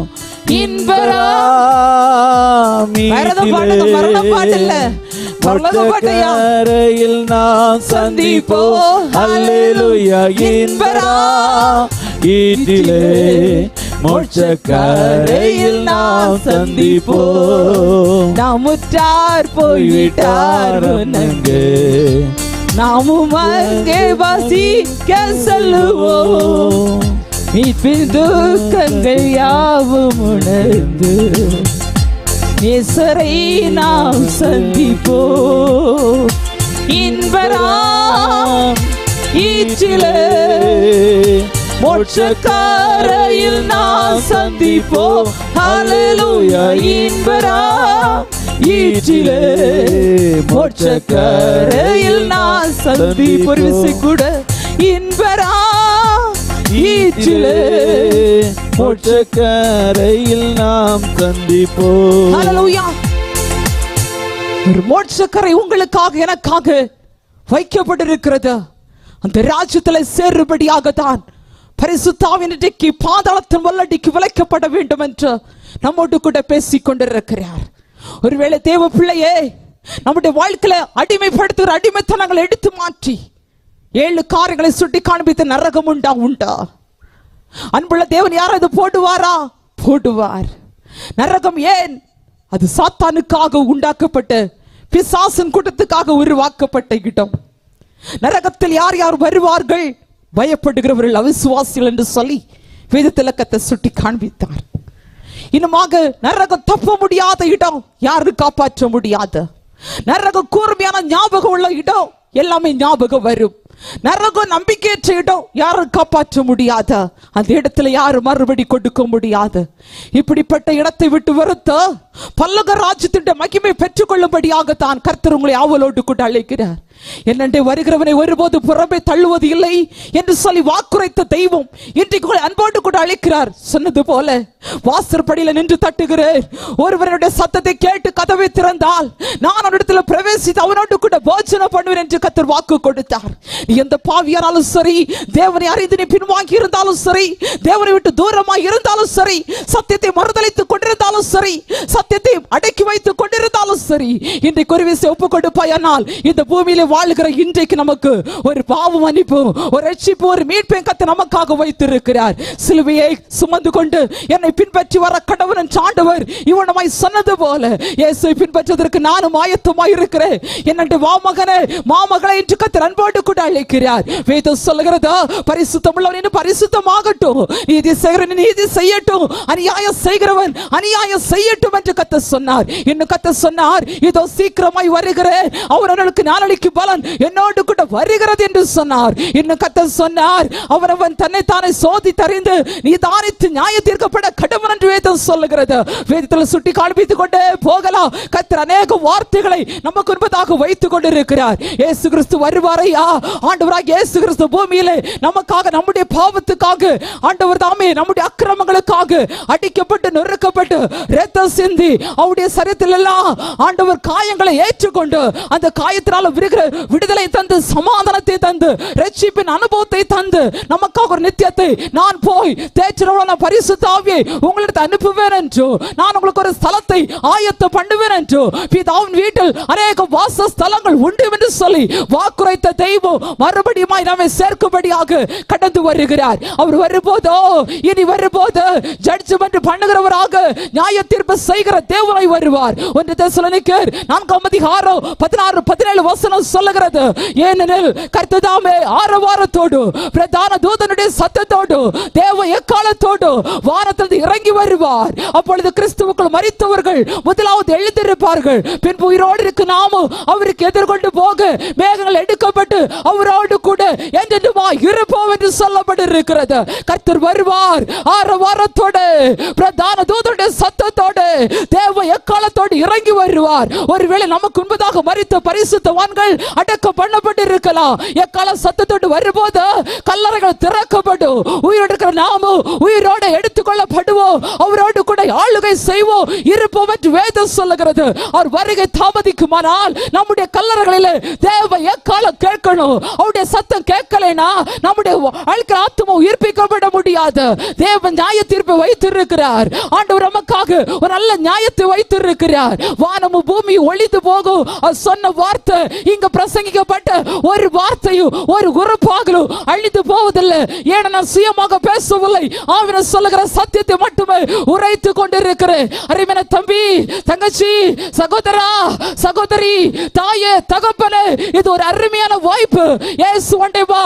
தப்ப முடியாத இடம் உனக்கு வேண்டாம், காப்பாற்ற முடியாத இடம் உனக்கு வேண்டாம். தப்பு வைக்கிற இடம் உண்டு, மேன்மையான ஒரு வாசஸ்தலம் உண்டு, சந்தோஷமான ஒரு இடம் உண்டு, அழகான கூட்டம் நமக்கு ஒன்று உண்டு, தேவராஜ் நமக்கு உண்டு. அந்த பரலோக பளிங்கு நதியோரத்தில் அந்த மகிமையோடு கூட பரலோக தகப்பனை சந்திக்க நீங்கள் தானும் ஆயத்தமா? அல்லேலூயா. சேர்ந்து பாடுவோமா? பரலோகமே என் சொந்தமே என்று காண்பேனோ, பரலோகமே என் சொந்தமே என்று காண்பேனோ, வருத்தம் பசிதாகோ மனதுயரம் அங்கே இல்லை, வருத்தம் பசிதாகோ மனதுயரம் அங்கே இல்லை,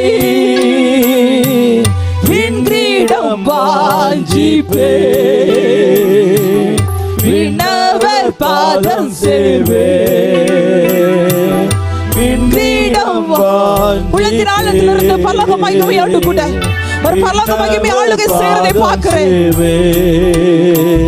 பரலோகமே என் சொந்தமே என்று காண்பேனோ, பரலோகமே என் சொந்தமே என்று காண்பேனோ, இயேசு நம்பிக்கையா இந்த பூமியும் சொந்தமல்ல,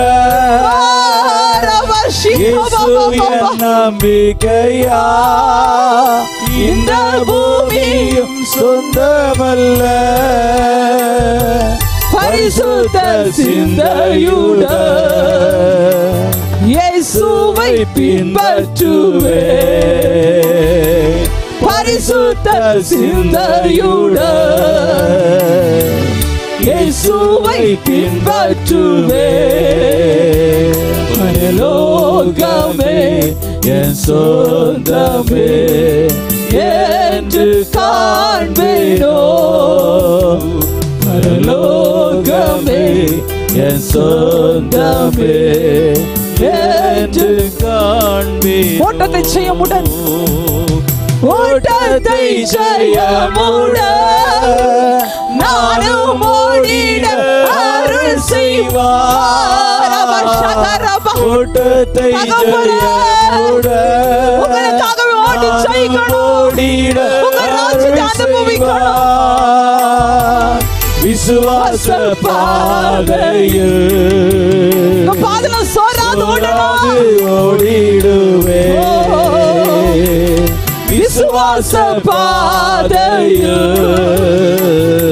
சோராது ஓடிடுவே, பரலோகமே என் சொந்தமே என்று காண்பேனோ, பரலோகமே என் சொந்தமே என்று காண்பேனோ, எத்தனை பேர் அந்த சொந்த தேசத்தை காணும்படியாக அவளோடு கூட இருக்கிறீங்க?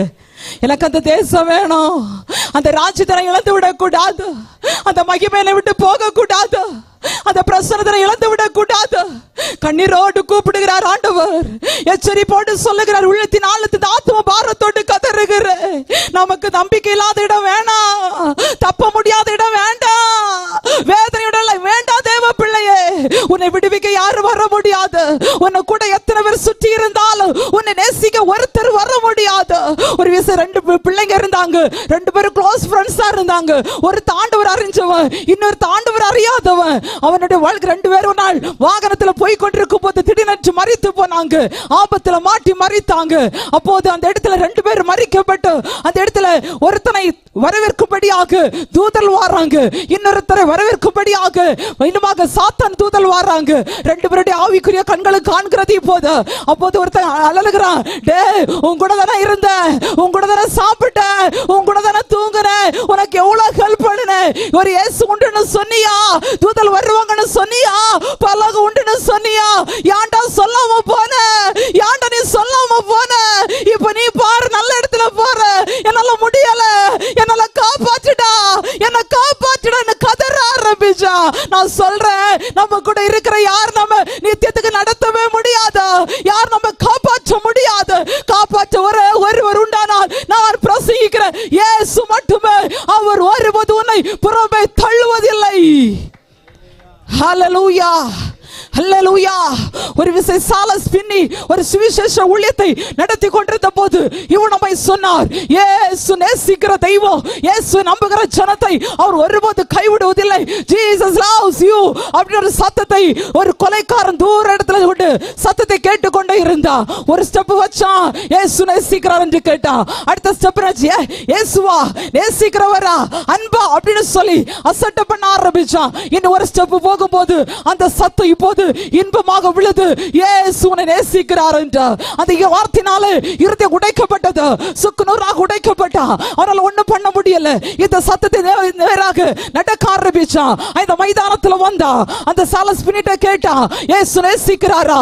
அந்த இயேசு யாரு?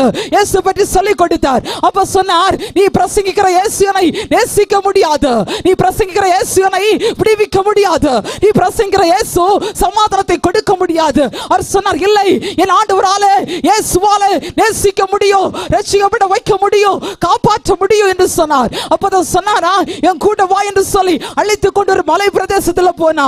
அந்த காட்டுல போகும்போது அநேக மண்டை ஓட்டுகள் இருந்தது. அவன் சொன்னானா, இது எல்லாமே நான் கொன்று குவித்தது, இந்த மண்டை ஓட்டுகள் எல்லாம் இதுல எல்லாத்தையும் நான் தான் கொன்று குவித்த ஒரு கூட்டம். இவ்வளவு கொலைகளை செய்த என்னை உன்னுடைய இயேசு நேசிப்பாரா? இவர் பொறுமையா சொன்னாரா, இயேசு நேசிப்பார் என்று. இன்னும் கொஞ்சம் தூரம் போனா அநேக பிராஞ்சி பாட்டில் இருந்துச்சு, அநேக துன்மார்க்கமான காரியங்கள் அந்த இடத்துல குவிக்கப்பட்டு மலை போல இருந்துச்சு.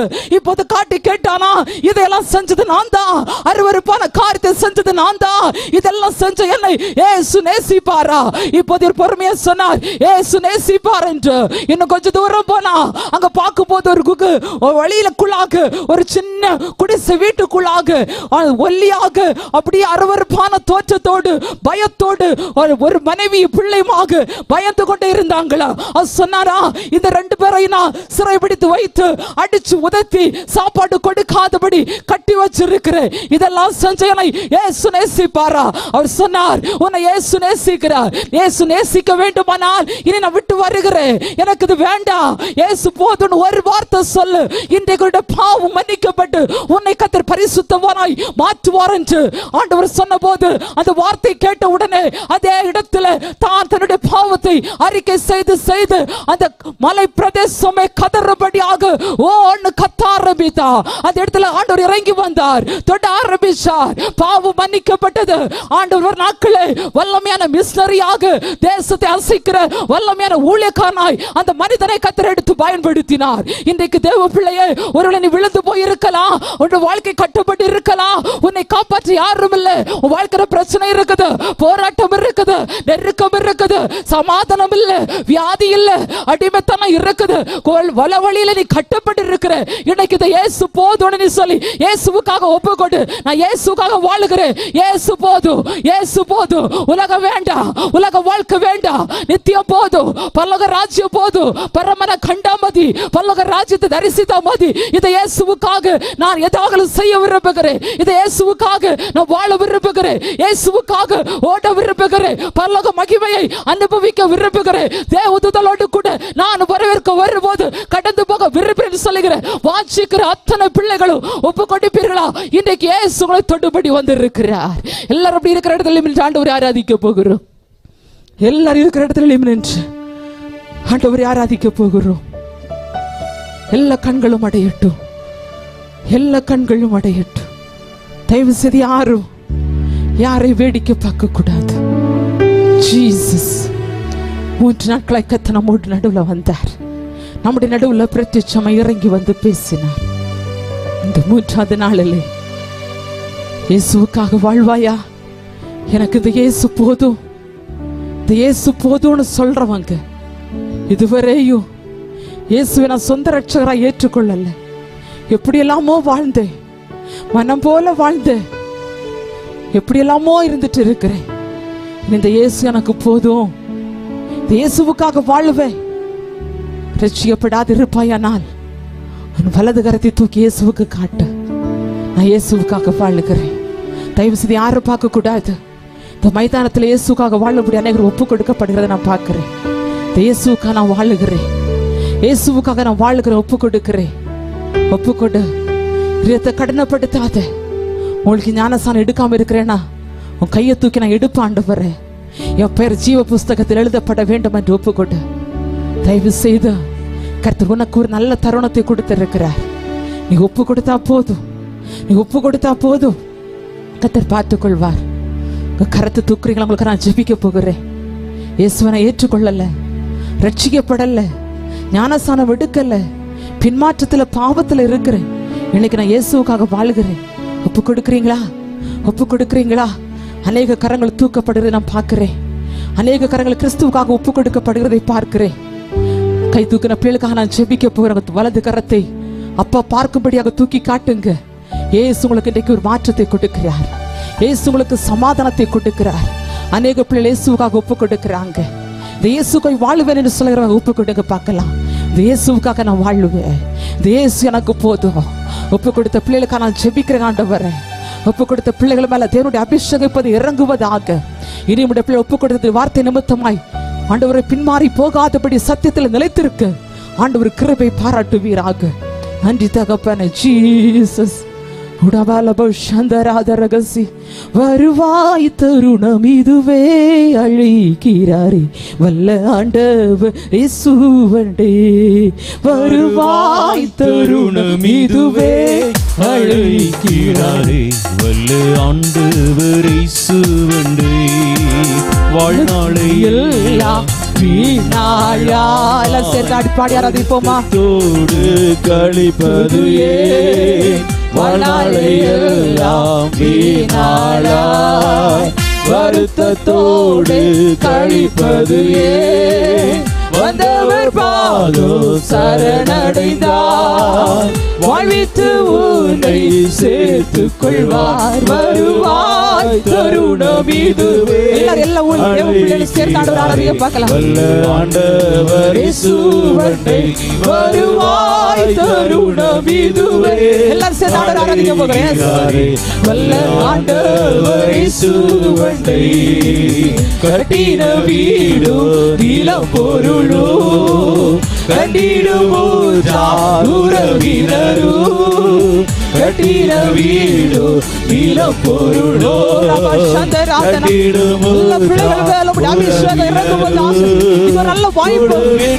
உலகத்தை விட்டு ஆவி போனா யாரும் வருவது இல்லை, இயேசு மட்டுமே வர முடியும். முடியும். ஒரு ஆத்மா மட்டுமே தப்புவிக்கப்பட்ட மட்டும்தான் நித்தியத்தில் எழுந்திருக்க முடியும். நரகம் பாதாள வல்லடிகளை தப்புவிக்கப்பட வேண்டும் என்பதை கர்த்தர் எச்சரித்துக் கொண்டிருக்கிறார். வருவாய் தருணம் இதுவே அழைக்கிறாரே வல்ல ஆண்டவர் இயேசுவண்டை. அழகுமாய் நிலைத்திடாதே, அதை நம்பாதே, மாயக்கீடுமையா மரண ஒரு நாள் சந்திக்கும். வாழ்க்கை நாள் முடிஞ்சு போகும். இயேசுவை சந்திக்க ஆயத்தமா? பரலோக மகிமை சந்திக்க ஆயத்தமா? தேவனை சந்திக்க ஆயத்தமா? சந்திக்குமே மறவாதே உன் ஆண்டவரை வருவாய் தருணம் பிள்ளைகள் உற்சாகத்தோடு அபிஷேகத்தோடு உங்களை நிரப்புகிற ஆவியானவர் இந்த ராத்திரியுள்ள கர்த்தருடைய விடுதலை கொண்டு வாழ்க்கை நிரப்புகிறது. உங்க பிரச்சனை மாறுது, உங்க கட்டியிருக்கிற போராட்டங்கள் மாறுது. ஆவியானவரை நிரப்புகிறார்.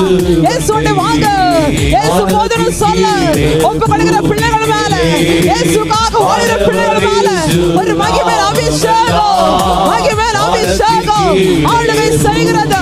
இயேசு போதும், இயேசு போதும். அநேகர் மேல் அபிஷேகம் விளங்குது. அபிஷேக மகிமை, ஒரு பரலோக மகிமை, உன்னதத்திலிருந்து கர்த்தருடைய மகிமை உச்சப்படுகிறது. பரலோக மகிமை உச்சப்படுகிறது. Right now, right now, இப்போதே நிரப்புகிறீர். உடவாலவா சந்தராஜனாய் தருணம் இதுவே அழைக்கிறாரே வல்ல ஆண்டவர் இயேசுவண்டை. தீராத பாவம் வியாதியையும் மாறாத வாழ்கிற வியாதிகளை, வாழ்கிற பிரச்சனைகளை, தீராத வியாதிகளை மாற்றுகிறவர் இயேசுவோடு வா, இயேசுவோடு வா. உனக்கு விடுதலை, இன்னைக்கு உனக்கு சமாதானம், இன்னைக்கு பிரச்சனை மாறும். உன் வாழ்க்கையில எல்லா பிரச்சனையும் கர்த்தர் மாற்றுகிறார். உனக்கு ஒரு மெய்யான விடுதலை, மெய்யான ஒரு வாசஸ்தலம், மகிமையான வாசஸ்தலத்தை கர்த்தர் உருவாக்கி வைத்திருக்கிறார். வாசற்படியிலிருந்து தட்டுகிறார். என் கதவை திற மகனே, உன் இருதய கதவை திறந்து கொண்டு, உன் இருதய கதவை திறந்து கொண்டு இயேசுவுக்காக, இயேசுவை வாழும்படியா உன் இருதய கதவு திறக்கப்படட்டும். ஆண்டவரை தட்டி கொண்டிருக்கிறார், உன்னை தட்டி கொண்டிருக்கிறார். இயேசு போதும், இயேசு போதும். அது பரலோக வேணும், அது பரலோக மகிமை வேணும். அநேக பிள்ளைகள் பரலோக மகிமை இறங்குறதை பார்க்கிறேன். அபிஷேக மகிமை இறங்குறது. மேல் வீட்டில் இறங்கி வந்த பரிசுத்த ஆவியானவர் பலத்த காற்று போல ஒரு அசைவாடுதல் உருவாகிறது. அநேகரை கர்த்தர் வேறு பிரிக்கிறார், அநேகரை கர்த்தர் உருவாக்குறார். அநேகர் மேல தேவனுடைய அபிஷேகம் பகரப்படுகிறது. புதிய கிருபைகள், புதிய பலம் கிறிஸ்துவை ஒரு விஷயம் கூட உங்களை உருவாக்குறார், உருவாக்குறார்.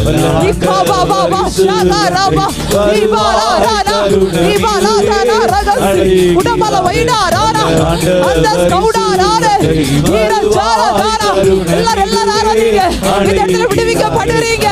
விடுதலை உண்டாகிறது. பிசாசு கட்டுகள், வியாதி கட்டுகள், நுகத்தடிகள், போராட்டங்கள் உடைக்கப்பட்டு உங்க வாழ்க்கை மாறுது, உங்க வாழ்க்கை மாறுது, மாற்றம் வருது, சமாதானம் வருது, பிரச்சனை மாறுது. இயேசுவை விடுவிக்கிறார், இயேசு விடுவிக்கிறார், இயேசு விடுவிக்கிறார். உடாராவோ சமாதான தேவன், சமாதான தேவன் இந்த மைதானத்திலே அநேகர் ஆவியான பிரத்யட்சமாய் தொடுகிறதை பார்க்கிறேன். ஜீவ புத்தகத்தில் ஓ இவஷாரா தாரா உப்பேர் எழுதப்படுது, உப்பேர் எழுதப்படுகிறது. எழுதப்பட்ட பிள்ளைங்க கேளுங்க, என் பேரை கிறுக்கி போடாதீங்க. என்னை பரிசுத்தப்படுத்தும், என்னை உருவாக்கும், என்னை உருவாக்கும், பயன்படுத்தும். உடாலாரபா ஷாலாரபா இபாலாரானா இரபால வைடா ரகசிய மகிமை மகிமை மகிமை மகிமை தேவ மகிமை தேவ மகிமை பற்றி பிடிக்கிறதா பற்றி பிடிக்கிறதா தேசத்துல மாற்றம் குடும்பத்துல மாற்றம் ஊழியத்துல மாற்றம் ஊடா ரகசியம் அநேகரை கர்த்தர் வேறு பிரித்து எடுக்கிறார் வேறு பிரித்து எடுக்கிறார் வேறு பிரிக்கிறார் பிரித்து எடுக்கிறார் பிடித்து எடுக்கிறார் அடிமைத்தனத்துக்கு பிரித்து எடுக்கிறார் ஊடா ரீகாலாரா ரீபாஷா ஓராலா மகிமை மகிமை அவருடைய கட்டுகளை உடையதை பார்க்கிறேன் கட்டு உடையுது வியாதி மாறுது போராட்டம் மாறுது பாவனை விட்டு மாறுது அடிமைத்தனம் உன்னை விட்டு ஓடி போகிறது இயேசுவின் நாமத்தினாலே இயேசுவின் நாமத்தினாலே இயேசுவின் நாமத்தினாலே in the name of Jesus in the name of Jesus in the name of Jesus இப்போது விடுதலை இப்போது விடுதலை இப்போது மகிமை right now நிரப்புங்க முட்செடி நடுவுல பற்றி எறிந்த தேவாக்கினி இந்த மைதானத்தில் அபிஷேகத்தை பற்றி எறிந்த அபிஷேகம் பெற்ற பிள்ளைகள் ஆராதிக்க ரைட் ஊடா ராபா ரீபா பாபா ஷாகா ராபா ரீபா பாலா ராபா ரீபா லா ராபா ரீபா பாபா ஊடா பாலா ஷாகா ராபா அநேக குடும்பத்தை கட்டி இருக்கிற அசுத்த ஆவிகள் இந்த ராத்திரியோட வெளியே போகுது அசுத்த ஆவிகள் வெளியே போகுது ரைட் குடும்பம் விடுவிக்கப்படுது ரீகாபா ஷாகாரா ரீலாரோ ரீபாலாரானா நன்றி நன்றி நன்றி பிள்ளைகள் மேல மகிமை மகிமை மகிமை கையை தட்டி உயர்த்தி சேருங்க அன்னைக்கு ஃபீல் பண்றீங்க அன்னைக்கு தொடப்படுறீங்க அறிவன சகோதரி வாழ வழியே தெரியல சத்து போனா நல்லா இருக்கணும் வந்திருக்கிற எனக்கு ஒரு நித்திய வாழ்வு உனக்கு உண்டு நீ சாக வேண்டியதல்ல உன்னை பிழைக்க வைக்க இயேசுவை தேடி வந்திருக்கிறார் பிழைக்க வைக்கிற இயேசுவை தேடி வந்திருக்கிறார் வாழ்க்கையில செய்த தவறு நிமித்தமாக மனசாட்சி குத்தி வாதித்து உடைந்து போயிருக்கிற கர்த்தர் சொல்ல விட்டு விட்டு வா தன் பாவங்களை மறைக்கிறவன் வாழ்வடைய மாட்டான் அவன் யாருக்கே செய்து விட்டு விடுகிறவனோ இரக்கம் பெறுவான் உனக்கு இரக்கம் உண்டு இப்போ இரக்கம் இயேசுவை தொட்டு உனக்கு இரக்கத்தை கொடுக்கிறார் இயேசு தொட்டு உன்னை வாழ வைக்கிறார் உன் அடிமைத்தனம் உன் அடிமைத்தனத்தின் நுகம் வியாதி பிரச்சனை போராட்டம் எல்லாவற்றையும் மாற்றி என் அன்புள்ள இயேசு உன்னை மார்போடு அணைக்கிறார் உன் இதே கதவை திறந்து கொண்டு இதே கதவை திறந்து கொண்டு இயேசுவுக்காக தம்பி தங்கச்சி இரத்துல இயேசுவை ஏற்றுக்கோ இரத்துல இயேசுவை ஏற்றுக்கோ அவர் தருகிற சந்தோஷம் தான் அவர் தருகிற வாழ்க்கை தான் நித்தியமான சந்தோஷம் நித்தியமான வாழ்க்கை ஒரு உன்னத அபிஷேகம் அநேகமான இறங்குறதை பார்க்கிறேன் மைதானத்தில் அநேகர் புதிய பலத்தினால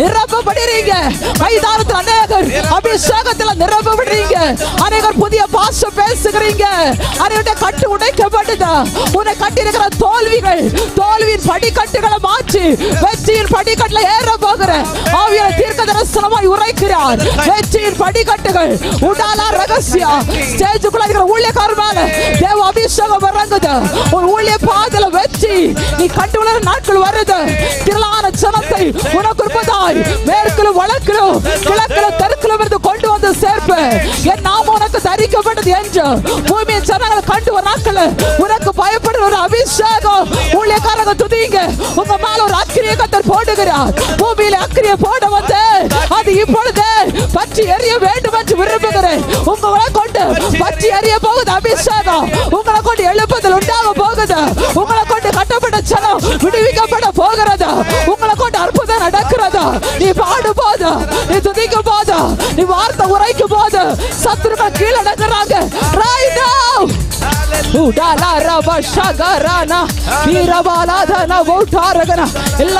எல்லாரும் ஒருத்தர் கூட ஆர்டர் விட்டு வைக்கல எல்லாரையும் தொடுறத நான் பாக்குறேன் எல்லாரையும் கத்த நிரப்புறத பாக்குறேன் வாலிப பிள்ளைகள் மேல அபிஷேகம் இறங்குறத பாக்குறேன் தம்பி தங்கச்சி கத்த தொட்டுட்டே இருக்கிற